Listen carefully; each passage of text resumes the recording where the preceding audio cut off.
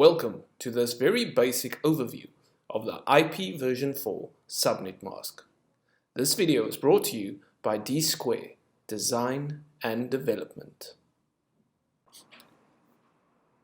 Before we can talk about the IPv4 subnet mask, we first need to take a look at the IPv4 address.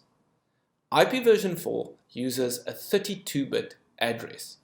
Now, a 32-bit address refers to an address that is 32 bits in length when written out in binary.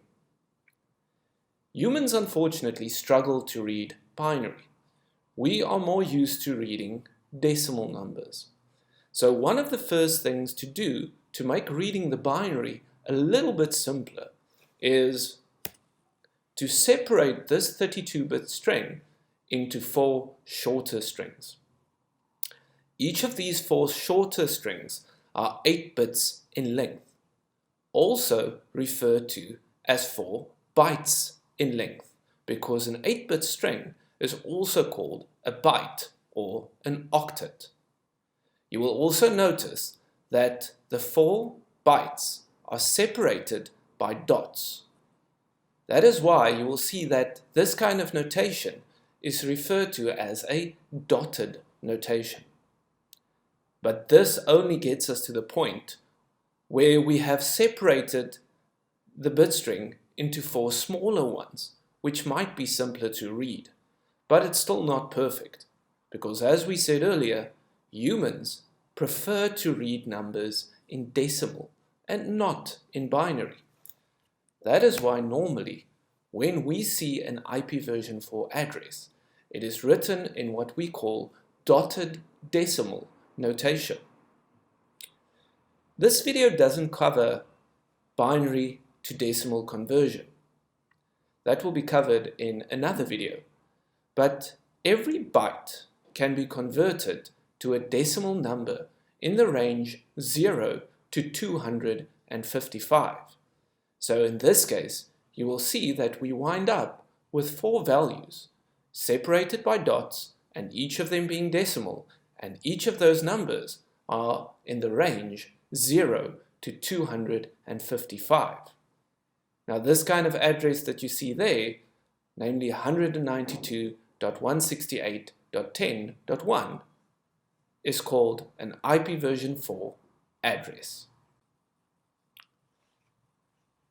Another important concept with regards to IPv4 addresses is that of the network and the host portion.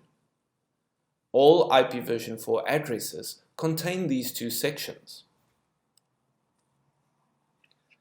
Our first section, called the network portion, is always the first bits reading the address from the left-hand side.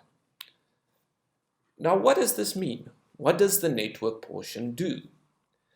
You can think of the network portion as a grouping structure.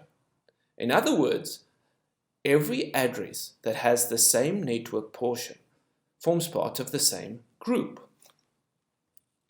That is very similar to a street in your hometown. The street might have a name, so for instance Main Street or Long Street. Now on this street, you will have a series of different addresses. But the main thing is that all of these addresses are on the street. So the street is a grouping structure. So we can refer to something being in Main Street without actually saying specifically which address in Main Street. So a person can drive down Main Street without a specific address and try and look for a specific address. This is similar to what happens in a network. All devices which are in the same network share the same network portion. That would tell the networking devices how to get an address or how to get traffic to a specific network, but it will not tell you how to get the information to a specific address in the network. So this is an example of a few networks or network addresses all being the same. So you can see we can have three different addresses. All three of these addresses have the same network portion. Now in this case being 192.168.10. Now this obviously isn't the only network portion that you can have in IPv4 addresses. This is just for sake of example. For this video, we are not taking a look at how to calculate the different kinds of networks or even what are the preset or classful networks we can have in IPv4 addresses. The next concept is that of the host. So if the network is the thing that groups addresses together, the host is the portion of the address that specifies specific clients in a network. In the real world, that would be like the specific addresses on the street. So it's true that you can drive down Main Street looking for a specific address without having a goal specifically where to go.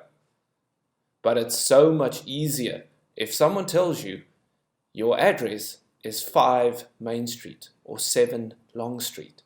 So much easier to get to your destination. So with regards to networking or IPv4 addressing, the network portion is the last portion of the address, i.e. the portion that is not network. And that is the portion of the address that is used when we actually perform local addressing. So the network portion gets you to a network, and the host portion is used for delivery to a specific address in the network. So before we can get to the subnet mask, there's one last thing that we need to discuss, and that is something called the network prefix. Let's take a look at this address, 192.168.10.1. You will see that the network portion has been colored red, whereas the host portion has been colored black. As we saw, the dotted decimal notation breaks our 32-bit address string up into separate bytes or octets, each consisting of 8 bits. So by that logic, the first octet, which is 192, is 8 bits. 168 is also contained in 8 bits. 10 is contained in 8 bits. And 1 is contained in 8 bits. Now for the network prefix, we are only concerned with the portions that are network. In other words, the portions in red. So to arrive at the network prefix, let's add up all the network portions. So that would mean it's 8 plus 8 plus 8, which gives us a total of 24. So that means in this address of 192.168.10.1, 24 of the bits are dedicated to the network portion. If you've ever seen an IP address written somewhere on a network diagram, you would have probably seen it in this format. So 192.168.10.1 /24. So that / is called our network prefix. And as you've seen, the network prefix is an indication as to how many bits in this IP address are dedicated to the network portion of the address. So how does all of this relate to the subnet mask? So again, let's take a look at the address 192.168.10.1. Now we've calculated that the prefix mask is /24. Now what does the network prefix mask do? beyond telling us which portion of the address its network, it also tells us how many ones there are in the subnet mask. Right, so the subnet mask for a 32-bit address, the IPv4 address, needs to be the same length as the IP address. So in other words, the subnet mask also needs to be 32 bits in length. So for this subnet mask, 24 of those 32 bits are dedicated to the network portion. And according to the rule, it says anything that is dedicated to the network portion is set to 1 in the subnet mask. So in other words, we will have 24 ones. Now in binary mathematics, we only have 2 digits. We have ones and we have zeros. So in other words, anything that is not set to 1 needs to be set to 0. So if the ones are used to indicate the network portion of the subnet mask, then the zeros are used to indicate the client portion or the host portion. The ones also indicate which portion of the IPv4 address needs to remain consistent, whereas the zeros indicate which portion of an IPv4 address are able to be varied. Because as we've seen on the previous slide, the network portion remains the same because it is the portion that groups addresses together. But the host portion can vary because they are our individual addresses. These addresses can be assigned to any device in your network. Now again, humans don't like reading binary numbers. So let's convert the subnet mask over to dotted decimal notation. So the mask of /24 or prefix mask of /24 can be converted over into a dotted decimal version, which is 255.255.255.0. Now this mask should seem very familiar to anyone who has ever tried entering an address into a Windows or Mac or even Linux machine.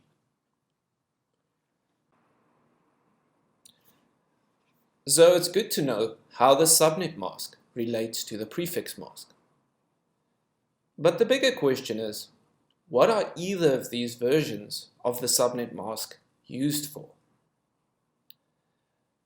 Layer 3 devices in your network make decisions as to where to send traffic.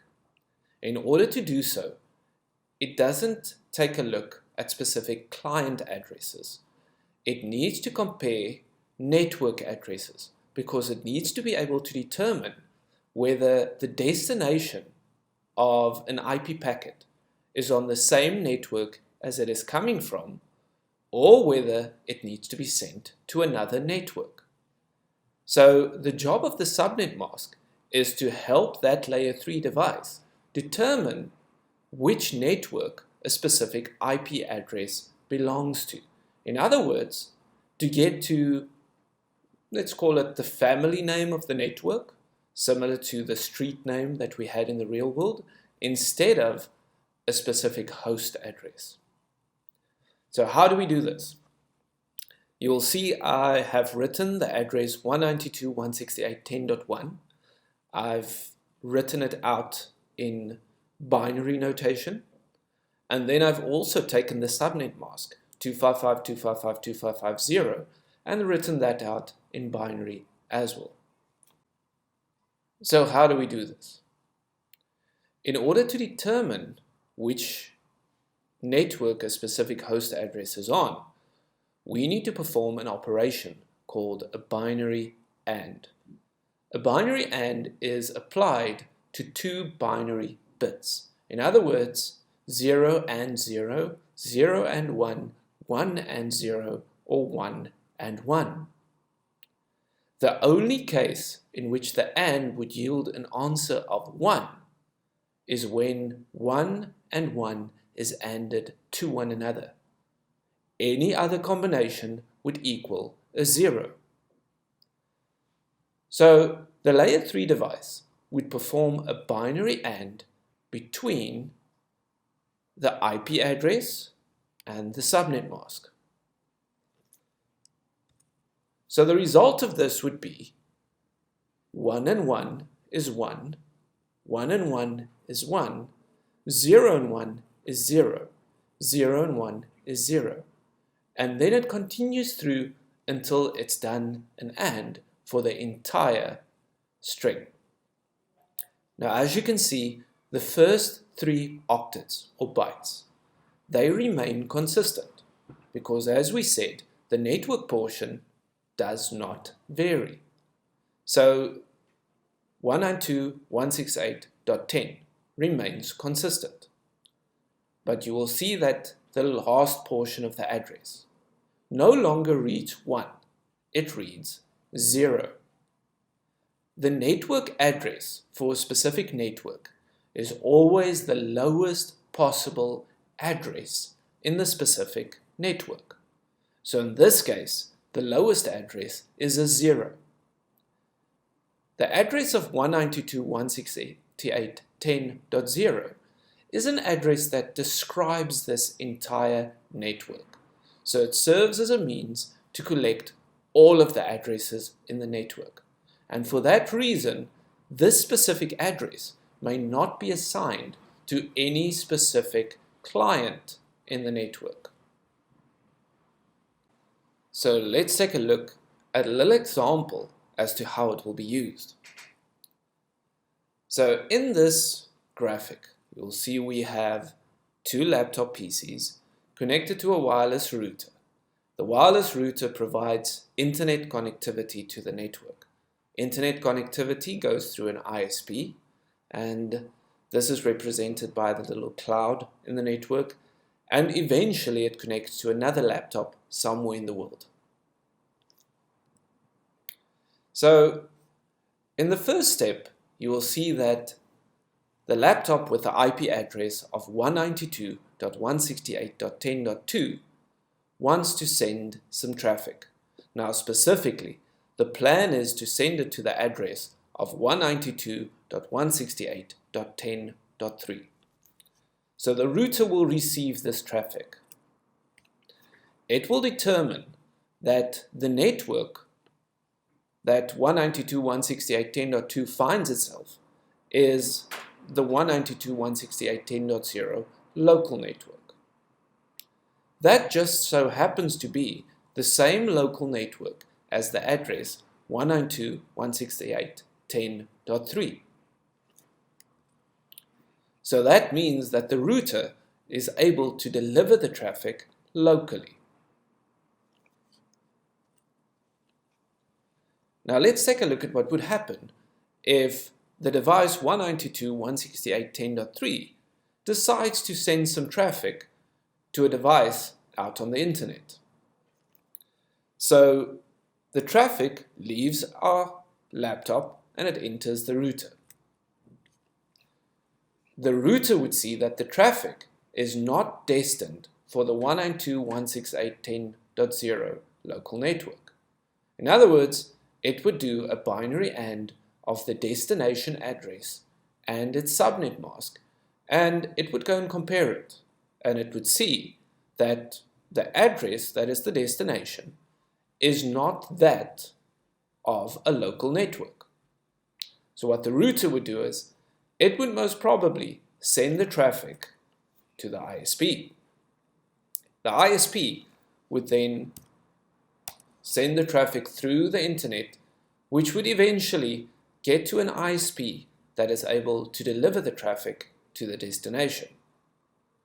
So in other words, the subnet mask is used by the router to help in deciding where to send traffic, because a router only has certain networks locally attached. Other networks might be on the internet and other remote destinations, So the IP address helps the router determine whether it needs to send traffic to these remote destinations. Thank you for watching this video on the basics of IPv4 subnet masks. If you found this video helpful, please click on the like button. If you want to be notified about more videos like this and on other topics related to networks and programming, please click on the subscribe button. Happy networking!